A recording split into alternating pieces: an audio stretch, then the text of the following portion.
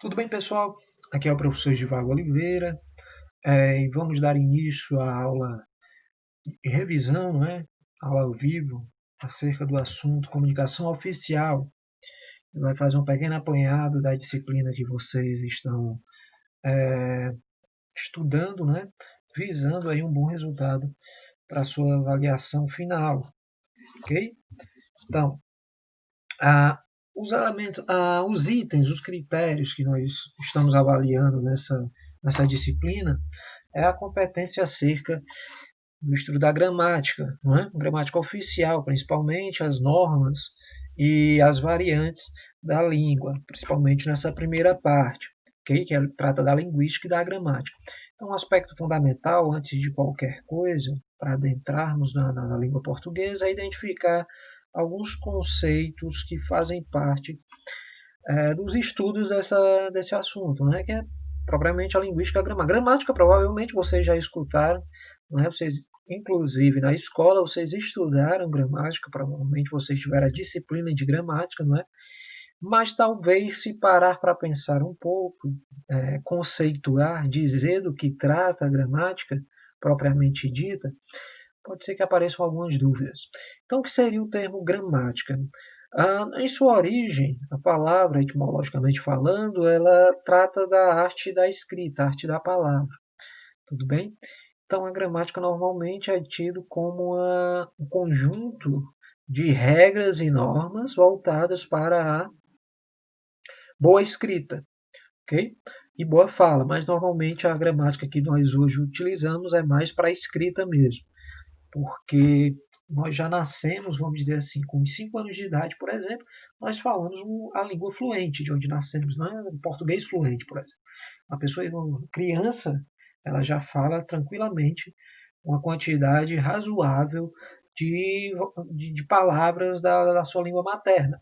Então, a gramática é internalizada, a oral, ela vai sendo aprendida de acordo com os usos, né?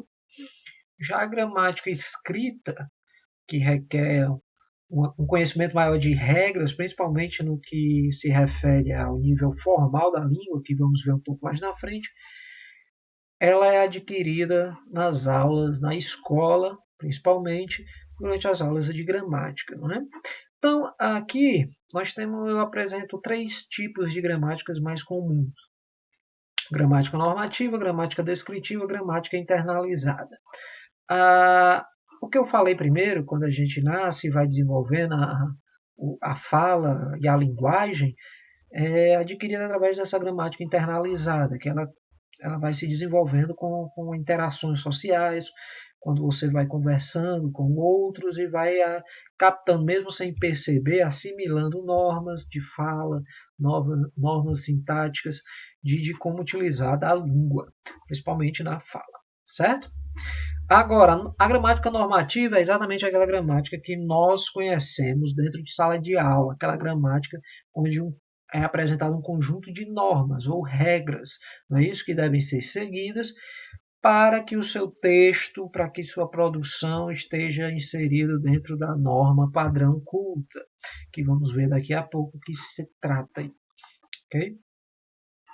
A norma descritiva, diferente da normativa, que é aquela que só prega normas, só prega regras. A descritiva, ela vai, vamos dizer assim, mostrar o funcionamento, vai descrever a razão de ser das regras, das normas e a razão da existência de determinados modelos de escrita e de falas, a gramática, certo? Então ela é mais descritiva, por isso que são os nomes, né? Ela desenvolve mais o porquê, as razões, o funcionamento da língua, certo? E gramática é isso, a gente sabe. Então a gramática é como se fosse uma norma, não é isso? Um manual da escrita. Já a linguística, do que trata a linguística? A linguística é mais uma disciplina, certo? A linguística é uma ciência que estuda a linguagem verbal humana sob distintos enfoques. Desenvolveu-se principalmente a partir do século XIX e não é normativa. Pronto, a linguística ela vai estudar. Então, ela já não é um texto pré-definido, pré-formatado, um manual, como é a gramática, né? Então, o linguista, ao invés do gramático, ele não busca as regras fixas, as regras ideais o paradigma da boa escrita. Já o linguística vai analisar, estudar como se manifesta a linguagem no conceito, no contexto social, histórico e etc. Então, a linguística é principalmente descritiva e explicativa. Tem o objetivo de descrever e explicar não só a língua, mas as linguagens. Então, a linguística, ela foge apenas da língua escrita ou da língua verbal. Ela é da linguagem verbal, ela também trata da linguagem visual, da linguagem simbólica. Então, ela é mais ampla. Podemos inclusive dizer que a gramática ela pode ser uma parte de determinado ramo da linguística. Ok?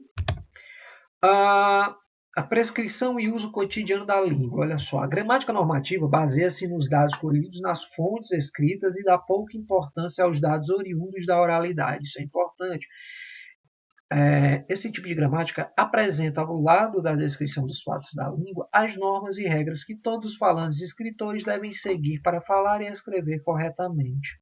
Ou seja, dita como se deve falar ou não, como se deve escrever ou não. Trata-se assim de uma espécie de lei que regula o uso da língua portuguesa pelos seus usuários. As regras que afetam a fala e a escrita são redigidas, por exemplo, sob a forma de frases imperativas ou afirmativas.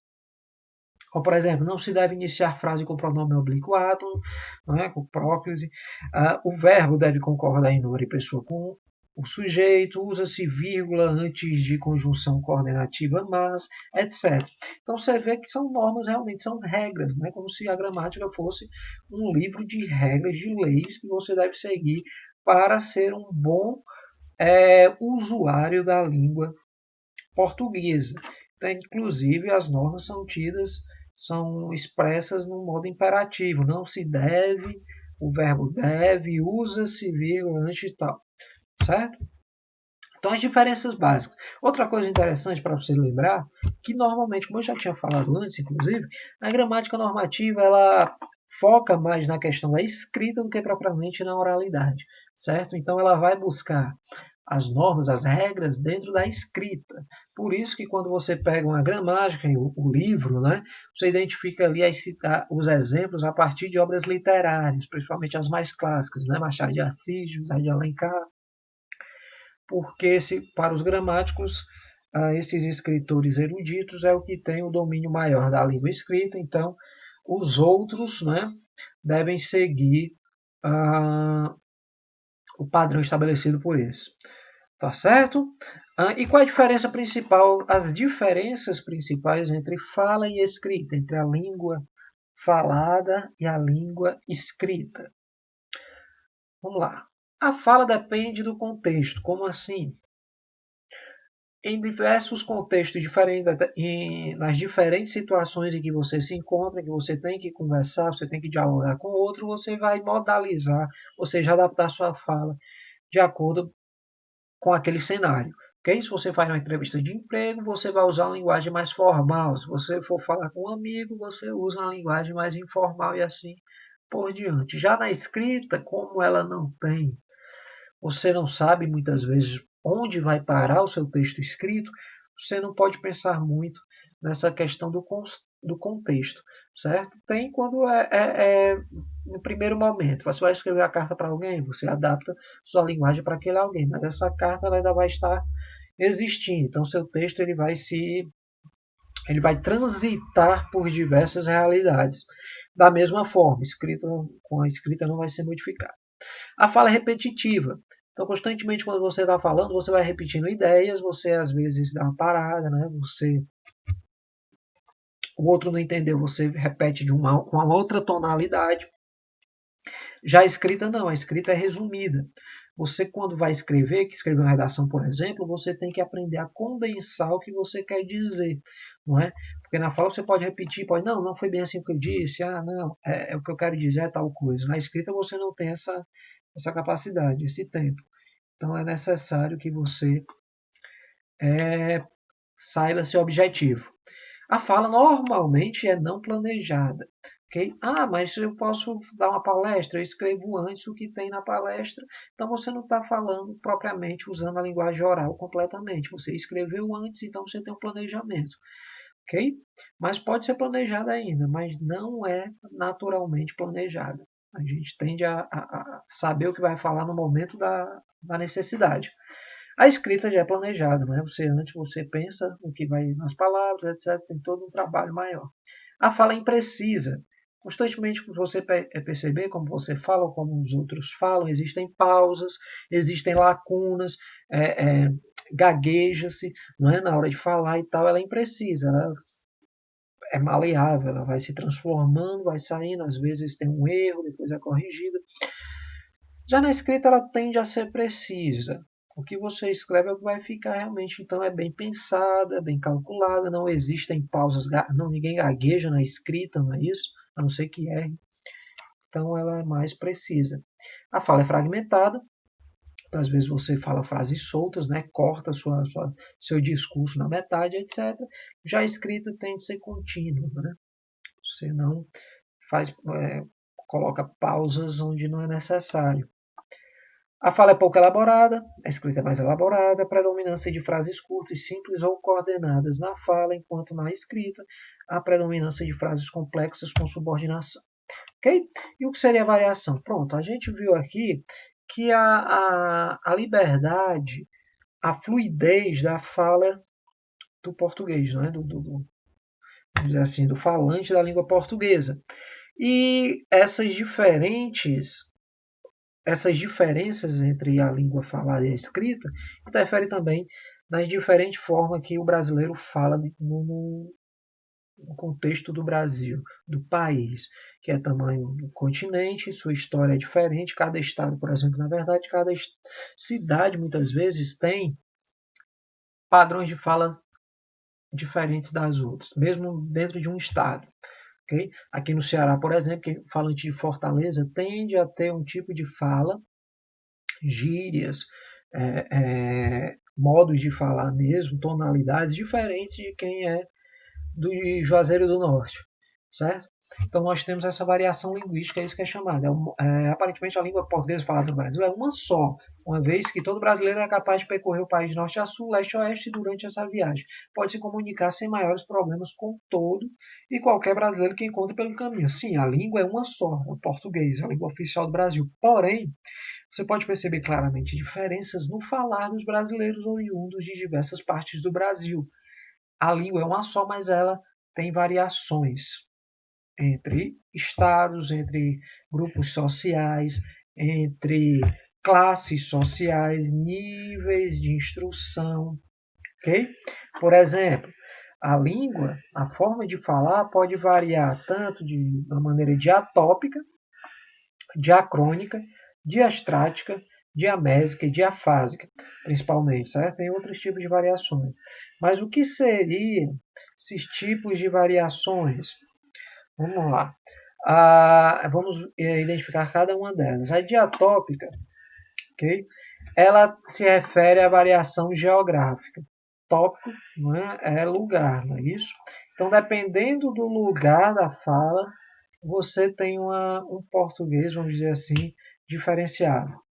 Okay? Tanto interfere no nível fonético como no nível morfológico. Por exemplo, a pronúncia do fonema R nas palavras carne, porta, troca, por falantes nativos do Rio de Janeiro e São Paulo. São Paulo, no interior de São Paulo, normalmente falam carne, porta, né, troca. Já no Rio de Janeiro é carne, né, porta, troca, então carne. Né? Você tem variações. Por exemplo, no Rio e o Ceará, aqui em Fortaleza, nós temos um chiado peculiar, né, na nossa forma de falar. Pasta de dente. Ninguém fala aqui em Fortaleza, pelo menos nativo, não fala pasta. O S, vamos dizer, sibilante. Não, fala pasta, né? Como se tivesse o som do X, o S. Já o carioca também tem esse chiado do pasta, mas ele coloca um I a mais, fica paista. Paista. Então essas pequenas variações são diatópicas, dependendo da região. Isso tem a ver com a história também de como foi colonizado e como o português se desenvolveu no decorrer do tempo dentro desses lugares. No nível morfológico, que é a questão da construção das palavras,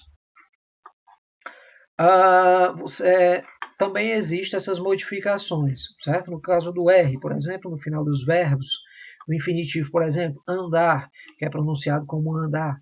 Né? Você sabe que R é um morfema flexional, ou seja, um morfema que tem como significado não um referente externo à língua, mas sim uma categoria linguística, que é um verbo. Né?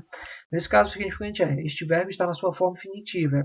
Vocês viram em morfologia, que é uma desinência, né? Modo temporal. Então, o R em questão pode ser ou não pronunciado, e essas são as variantes.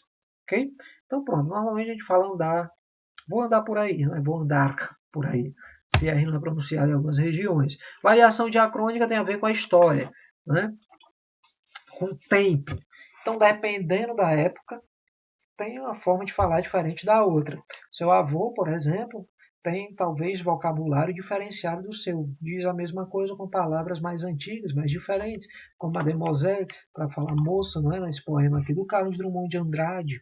Antigamente, quando você dizia que alguém era bonito, hoje pode ser que é gato, né? Olha, é um gato. Não, naquela época, década de 60, seria um broto, né? Seria um pão. Então você tem essa variação de acordo também com a época, com a história, é a variação diacrônica. A diastrática. A diastrática é aquela relativa ao uso da língua pelas diversas camadas sociais. Ela vai além das diferenças entre a fala das pessoas mais escolarizadas e das menos escolarizadas, pois, além do pertencimento a uma classe social, os seguintes fatores influenciam na forma de falar e escrever.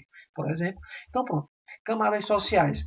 A questão econômica, classe social, tende a interferir na forma de falar também. A classe mais baixa fala de uma forma diferenciada da forma. Isso não é regra geral generalizando, não. Isso daqui são observações que tendem a mostrar essa realidade. Não são todos, todas as situações ou todas as pessoas que estão inseridas nessa realidade, certo? Então, algumas vezes a questão da classe baixa, por também tender a ter uma educação menos, vamos dizer assim, menos presente na vida, na história de vida, faz com que algumas palavras sejam pronunciadas de formas diferentes, né, se tenham alguns vocabulários diferenciados, ok? A idade, isso também tem a ver com a diacrônica, não é isso? Porque dependendo da idade, você tem variações diacrônicas, nem tanto diastráticas assim. Sexo, homens e mulheres tendem também a utilizar vocabulários específicos, certo? Por exemplo, mulheres aqui, olha, tendem a alongar vogais, vestido maravilhoso, maravilhoso, e a usar mais adjetivos no diminutivo, bonitinho, gostosinho, vermelhinho. Às vezes o homem não tem tanto essa habilidade aí de falar de uma forma mais carinhosa, afetiva, né? Então, dependendo do sexo também a linguagem muda. Profissão, claro, né? Existe aí a variação técnica, né? Uma linguagem mais técnica de acordo com a profissão. Médicos, policiais, advogados, professores, eles têm vocabulários próprios. Eles usam termos próprios. Se vocês já tentaram assistir algum filme sobre polícia ou alguma série que mostra o dia a dia dos policiais, se vocês pegarem o momento que eles estão falando no rádio da polícia e tal, eles estão escutando, às vezes não dá nem para entender o que eles estão falando, porque é tudo a partir de códigos, né? E esses códigos fazem parte da variação diastrática referente à profissão. Professores também têm alguns termos que é usado na profissão deles, na nossa profissão, né, por exemplo. Quando você tem uma aula, tem um horário, depois, né, dessa aula você está livre, não tem, mas só no próximo horário é que você tem outra aula. Esse espaço vazio entre aulas, os professores chamam de janela, por exemplo. É um vocabulário típico da profissão técnica. Variação diamésica. A variação diamésica é aquela relativa ao uso da fala e da escrita em diferentes contextos sociais. Você já leu alguma diferença entre a fala e a escrita? E a variação diamésica opera justamente no controle que o falante faz daquelas diferenças nos momentos da comunicação. Por exemplo, uma secretária com curso superior pode chegar a uma lanchonete e dizer: me vê aí um cafezinho. Então ela usa uma linguagem mais informal, mais coloquial, mesmo ela tendo um grau de instrução alto. Depois, no escritório, ela pode dizer: dona Ruth, por favor, traga um cafezinho para o doutor Arnaldo, ou escrever Seu Arnaldo, enviei-lhe os relatórios. Esses dois usos demonstram o domínio das diferenças das características das modalidades oral e escrita. Então, o que quer dizer? Que a variação diamétrica é o tipo de linguagem que você utiliza de acordo com o contexto, com a situação em que você se encontra. Ok? Você que está se formando agora vai sair com um grau superior, então você vai ter um domínio da linguagem mais técnica, da linguagem mais formal. Mesmo assim, você não perde a habilidade de falar de uma maneira mais informal, não é isso? Mais coloquial, falar com as amigas, falar com os amigos de um jeito, com os familiares, de forma mais solta, né? Mas você tem essa competência. Você domina diversos tipos de linguagem. Por exemplo, quando for necessário, você vai saber usar também a linguagem formal. Essas variações, não pensem que elas são encaixotadas em definições estanques, paradas no tempo e no momento, não. Elas se relacionam, certo? A diamétrica, por exemplo, tem relação também com a variação que vimos anteriormente, a diastrática, porque tem a ver com classe social, certo? Então, as pessoas que não dominam, não têm domínio da variação diamétrica, por exemplo, de diferentes situações, muitas vezes não tiveram um grau de instrução elevado. Então, elas não têm habilidade mesmo, não têm os recursos para falarem de uma maneira mais formal em determinadas situações, etc. Ok? Variação diafásica ou registro é aquela relacionada ao contexto da fala. Por exemplo, uma mesma pessoa fala para os amigos: estou a fim de fazer um lanche, e fala para os seus respectivos, seus supervisores durante a reunião: vou fazer um lanche. Nesse caso, se você pensar que essa pessoa apaga partes de palavras quando está em uma situação informal e não apaga quando está em situação de maior formalidade, você tem um caso de variação diafásica. O mesmo pode ocorrer em relação à escrita. Nas comunicações entre amigos pelo WhatsApp, pode se relaxar um pouco, mas nas comunicações entre grupos de trabalho, escrita deve ser mais formal. Certo? Qual a diferença da variação diaésica para diafásica? Diafásica, no caso, não é?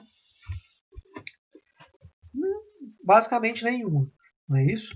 Elas são a mesma coisa com nomes diferentes, ok? Então, a diafásica e diamésica podem ser usadas como sinônimos, inclusive, certo? Só que a tendência é que a diafásica seja mais relacionada com a escrita, a diamésica com a fala, mas resumidamente, conceitualmente, tem as mesmas funções, trata do mesmo tema, certo? Agora, o que é a sociolinguística? A gente viu aqui as variações, os diferentes tipos de falar a língua portuguesa em diferentes regiões do Brasil. Pode-se também pensar nos países de língua portuguesa, como Portugal, Moçambique, etc. A disciplina que estuda essas variações, okay, que identifica, que descreve, que busca a origem, é a sociolinguística. O nome já indica, linguística social, né, que trata do povo, da forma das pessoas se comunicarem, falarem, produzir, falar e escrever.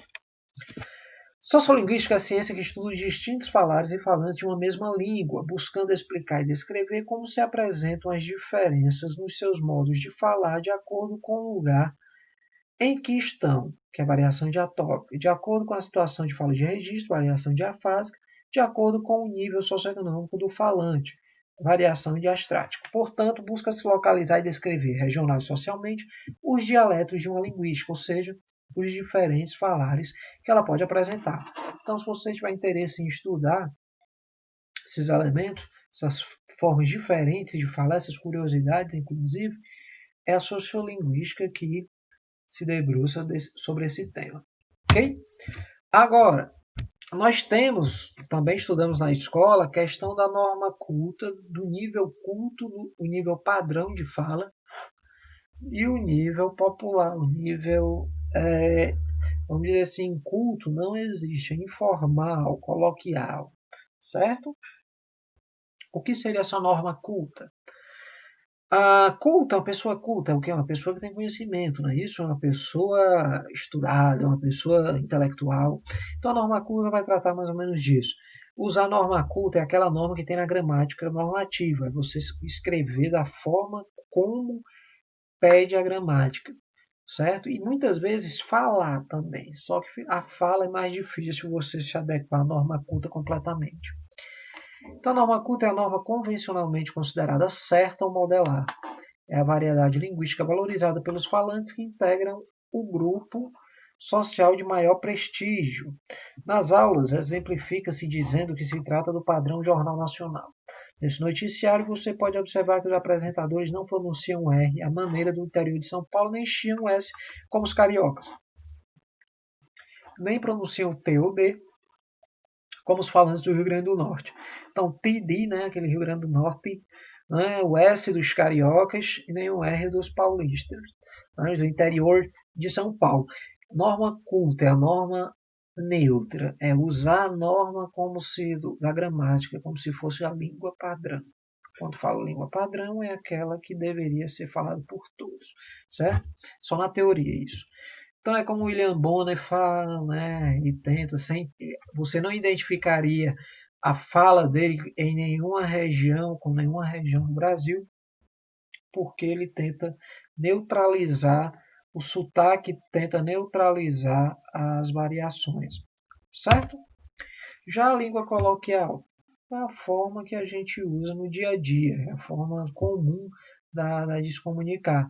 A língua coloquial, por sua vez, considerada uma variante mais espontânea, é aquela utilizada nas relações informais entre os falantes, com características peculiares a cada grupo, região e grau de escolaridade.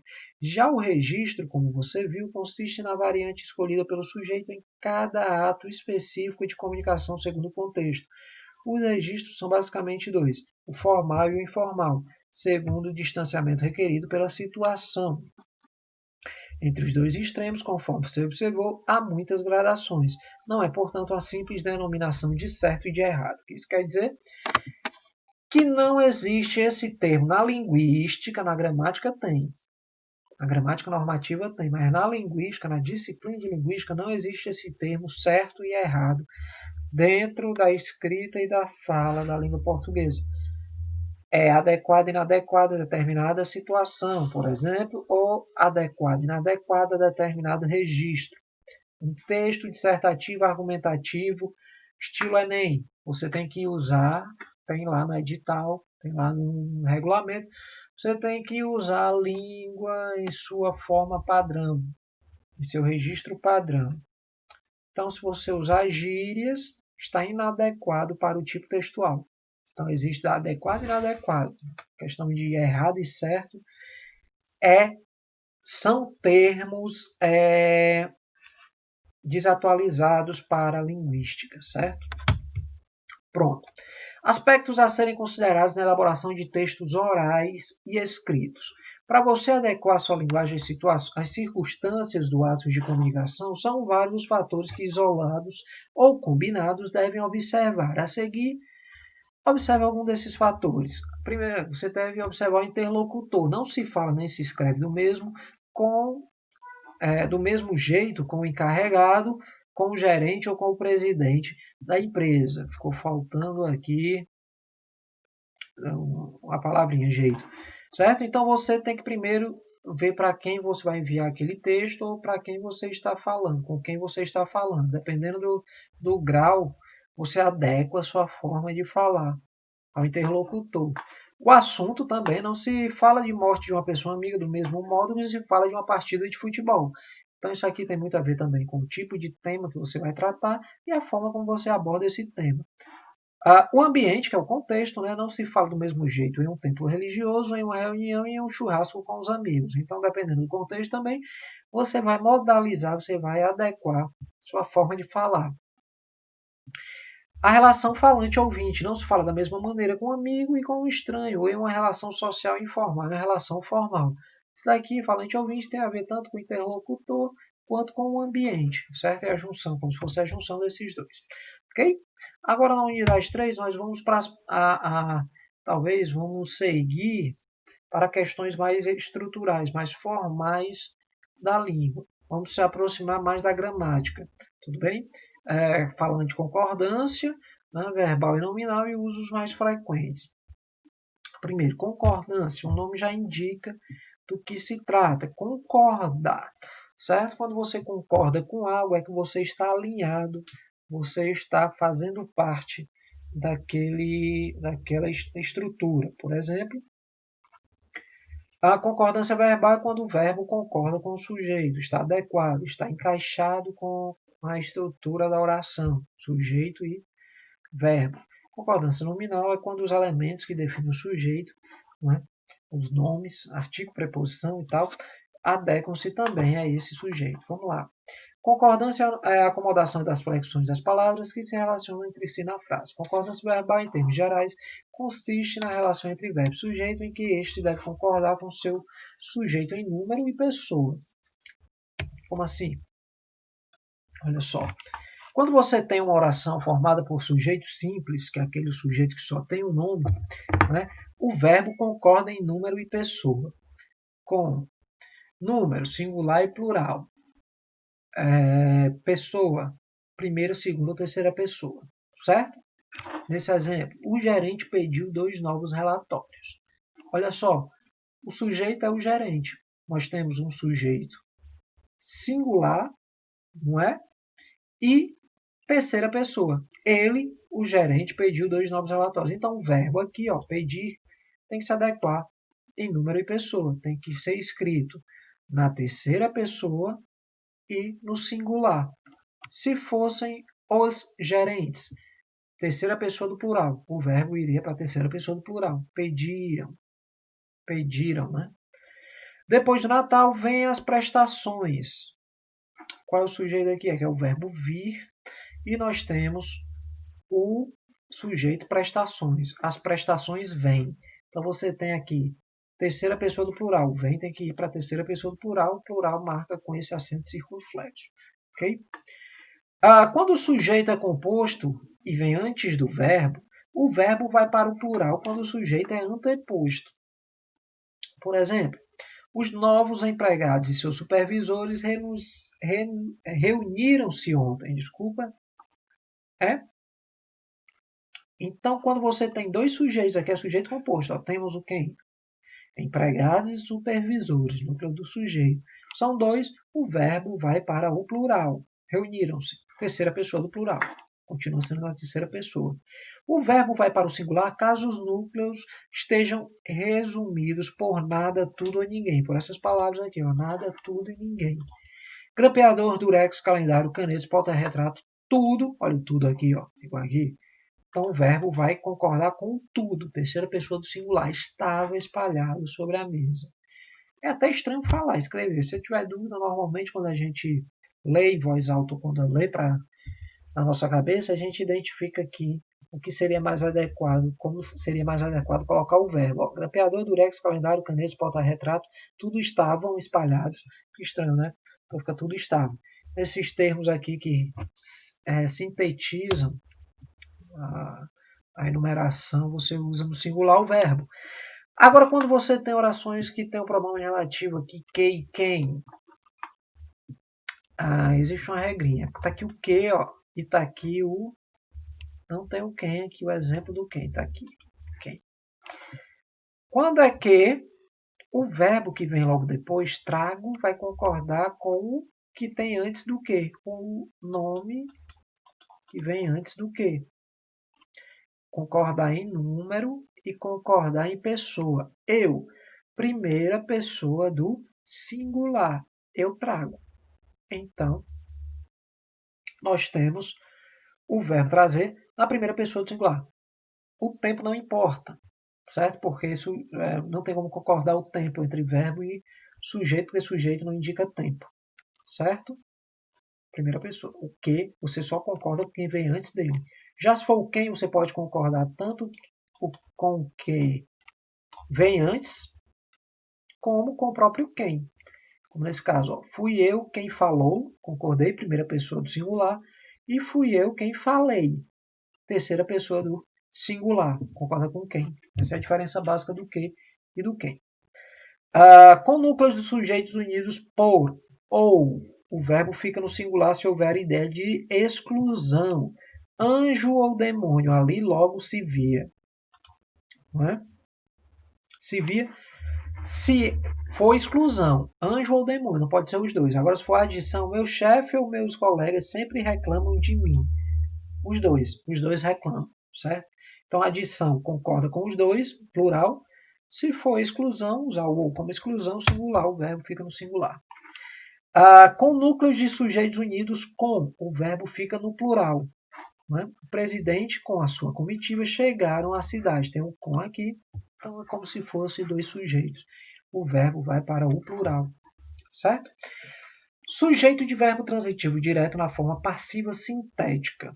O verbo concorda com o substantivo que é sujeito passivo, se é passivador. Ouviram-se as reclamações. Ouviu-se uma reclamação. Vende-se casas, corta-se cabelo, fazem-se unhas, compram-se sucatas. Isso daqui é interessante. É que a gente vê placas no dia a dia. Compram-se casas, tá certo? Porque casas são vendidas, casas são compradas. Ouviram-se as reclamações foram ouvidas, então o verbo tem que ficar no plural. Não é ouviu-se as reclamações, é ouviram-se as reclamações. Ouviu-se uma reclamação foi ouvida. Vende-se casa, casa é vendida. Vende-se casas, casas são vendidas. Corta-se cabelo, cabelo se corta. Fazem-se unhas, unhas são feitas. Compram-se sucatas, sucatas são compradas. Certo? Concorda com o sujeito aqui. Próxima, concordância nominal. Se a concordância verbal é você adequar o verbo em número e pessoa com o nome, com o sujeito, concordância nominal é concordar o nome. Só que não existe pessoa com relação a nome, que é adjetivo, pronome adjetivo, artigo, numeral, particípios.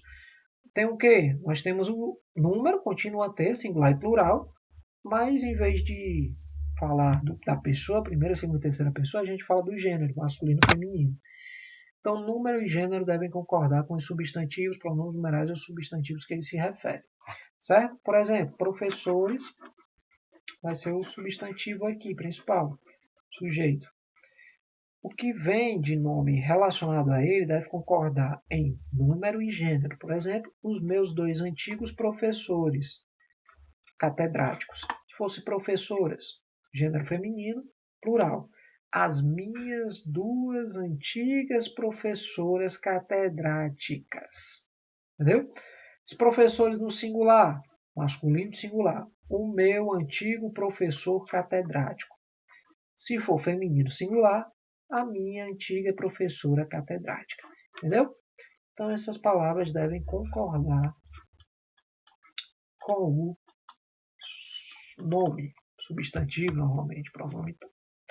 Regra geral, o artigo, o pronome numeral e o adjetivo devem concordar em gênero e número, olha só, com o substantivo ao qual se referem. Por exemplo, os nossos dois brinquedos preferidos estão quebrados. Brinquedos aqui é o substantivo núcleo e todos os outros nomes estão relacionados. Temos inclusive um verbo aqui, olha, a concordância verbal deve concordar também com o sujeito. O núcleo do sujeito que é brinquedos. Então, olha só, brinquedos temos terceira pessoa do plural, estão. E temos, para a concordância nominal, masculino plural. Então, os, masculino plural, nossos, masculino plural, dois, masculino plural, substantivo principal, né, é o masculino plural, preferidos, masculino plural, e quebrados também, certo? Se fosse uma palavra feminina plural, tudo aqui deveria mudar para o feminino, certo? Então, a regência, nós temos concordância e temos regência. Regência nominal e verbal, os mais frequentes. A regência é saber como que o complemento de um nome ou de um verbo ele se liga a esse nome e verbo. Se precisa de preposição, se não. Ok? Nós iremos identificar aqui algumas regrinhas. Denomina-se regência a relação de interdependência estabelecida entre palavras, termos regentes e termo regido em um grupo nominal ou verbal. Por exemplo, as palavras aqui, substantivos, admiração. Você pode usar a preposição por operante. Então, eu tenho muita admiração por meu pai, por exemplo. Então, você tem que usar o por. Você não constrói frases com admiração sem botar uma preposição depois. Admiração, meu pai, não faz sentido. Então, percebam que esses substantivos não são os únicos que têm, evidentemente, preposições específicas, mas são alguns muito utilizados. Vocês usam corretamente no dia a dia, naturalmente, mas tem alguns que às vezes a gente podemos nos confundir, não é isso? Por exemplo, a ojeriza. Quando se usa ojeriza, normalmente pode ser inadequado. Ojeriza com. Eu tenho uma ojeriza com ele, com ojeriza a alguém. Você tem ojeriza a alguém, certo? Capacidade. Ele tem muita capacidade de fazer alguma coisa, capacidade para. Então tem alguns, às vezes nós utilizamos alguns elementos que não são de acordo e precisamos aqui identificar quais são as preposições necessárias. Adjetivos também, muitos utilizam algumas preposições que precisamos identificar. Ele é muito sensível com, às vezes a gente usa, mas o ideal seria sensível a alguma coisa, sensível para alguma coisa, né? Vamos ver se identificamos outro tipo de adjetivo que normalmente a gente usa de maneira adequada. Contemporâneo de. Ele é contemporâneo do fulano, da mesma época. A gente deveria utilizar contemporâneo a. Isso na escrita, na fala não tem problema algum, certo? Pronto. Agora, verbos. Os verbos é que apresentam algum tipo de dificuldade, porque tem muitos verbos que, dependendo da preposição que você usa na escrita, muda-se o sentido completo dele, certo? Por exemplo, olha só. Gosto de meus amigos. Eu muito os admiro e os respeito. Primeiro, a regência aqui. Gostar. Quem gosta, gosta de algo. Então a gente já sabe que o elemento que ele vai reger precisa do de. Quando você for usar algum elemento adicional na numeração, artigos, olha só, você tende a colocar os dois elementos. Ou eu muito os admiro e respeito. Porque admirar e respeitar são verbos que têm uma equivalência de sentido. Mas esse não é muito. Isso é com estudo mesmo. O que interessa para a gente são as regências dos verbos. Por exemplo, verbo aspirar. Verbo aspirar, a gente pode ter dois significados principais para o aspirar. Aspirar no sentido de inalar, de respirar, não é? Aspirador de pó, ele está inalando. Okay? E aspirar no sentido de desejar, de almejar alguma coisa. Ser aspirante a alguma coisa. Não é? Então, quando eu uso aspirar no sentido de respirar, ele é transitivo direto, não precisa de preposição. Então, em Guaramiranga, aspiramos o ar puro da serra. Não é aspiramos ao ar puro da serra. A não ser que o sentido seja de desejar, de buscar. Aspiro a um emprego melhor. Aspiramos ao ar puro da serra. Camila aspira ao cargo. Então você bota o aspirar aqui, muda o sentido. Deixa de falar de respirar, passa a falar sobre desejar. Certo? O verbo assistir tem pelo menos 4 sentidos diferentes que você pode usar. O assistir o mais comum de ver, não é? Assistir a um filme. Normalmente a gente não usa como a norma padrão pede, mas assistir no sentido de ver, de testemunhar, de presenciar, precisa de um ar, de uma preposição ar depois dele. Então, não é assistimos a um bom filme motivador. Quer dizer, não é assistimos um bom filme motivador, que está separado, não sei porquê. Era para estar junto aqui, certo? Então, assistimos a um bom filme. Assistirei a peça com Miguel Falabella. Ok? Com a crase. Agora, assistir pode ter o sentido de ajudar, de prestar assistência. Aí você não usa o a. É verbo transitivo direto. Tá bom? O enfermeiro assiste os pacientes. Pode usar o a? Pode. Mas vai ter um sentido de assistir também no de ver. Se você quer excluir o sentido de ver, quer colocar apenas de prestar assistência, use o sem o a, certo? Assiste os doentes. Tem assistir no sentido de pertencer. É um direito que assiste a alguém.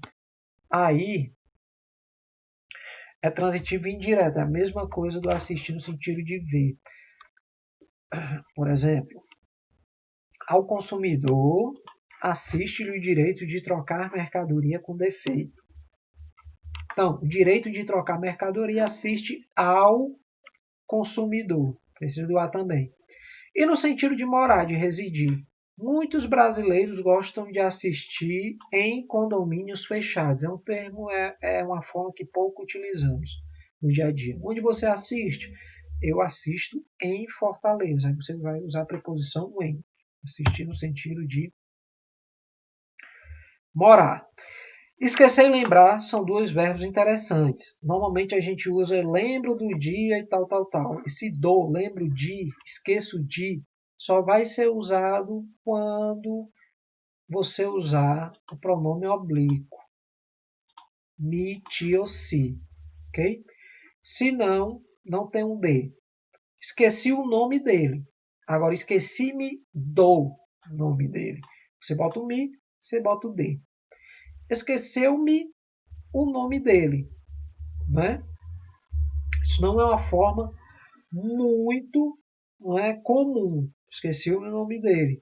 Mas você pode usar. Você não pode usar nunca eu esqueci do nome dele.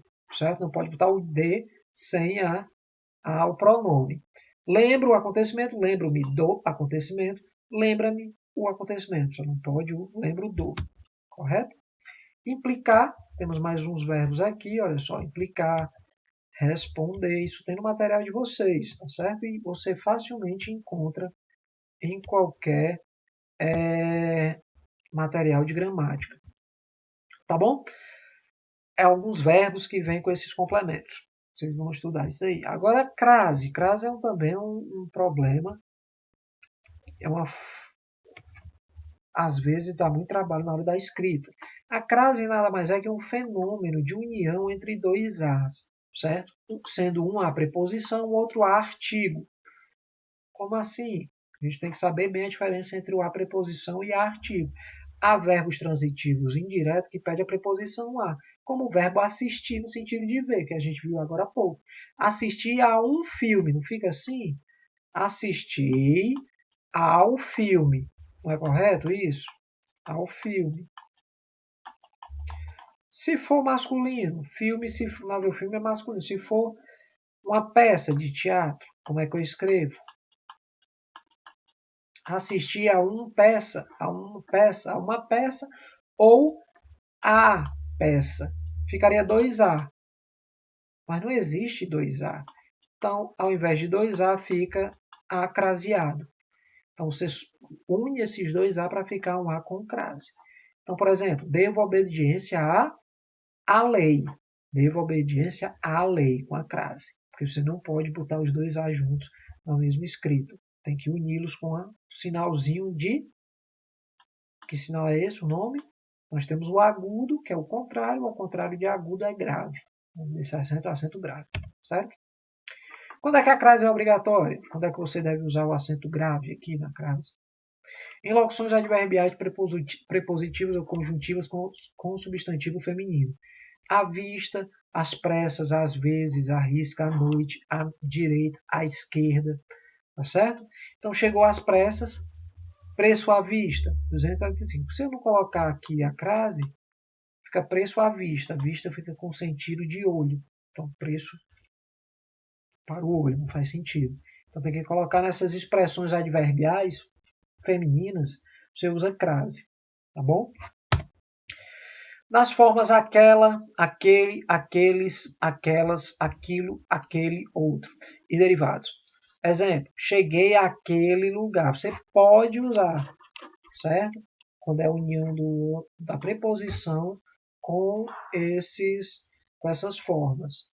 Mas não é obrigatório usar sempre. Você tem que prestar atenção no verbo. O verbo chegar.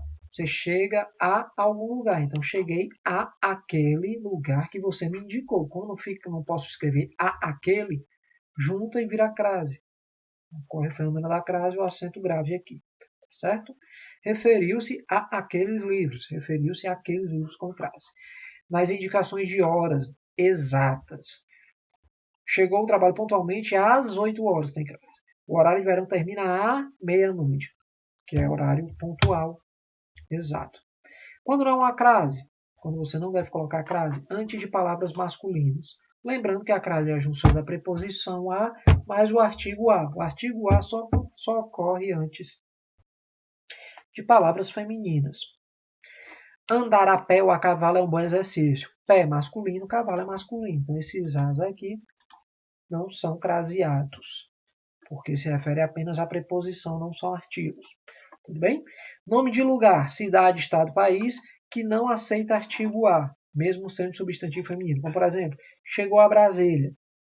Não é o Brasília, nem a Brasília. Cidade, nome de cidade, normalmente não tem crase antes. Ok? Irei a Roma este ano. Cidade, Roma, não tem crase. Verbo, perífrase verbal. Ou seja, antes de verbo você não põe crase. Não existe crase antes de verbo. Por quê? Porque verbo não pede artigo. Tá bom? Só tem crase depois de artigo. Não mais, vocês vão estudar no material de vocês, ok? Aprofundar mais no assunto. E espero ter ajudado em alguma coisa. E espero que vocês tenham um excelente resultado na avaliação. Tá certo? Então, pessoal, foi um prazer. Até a próxima. Tchau.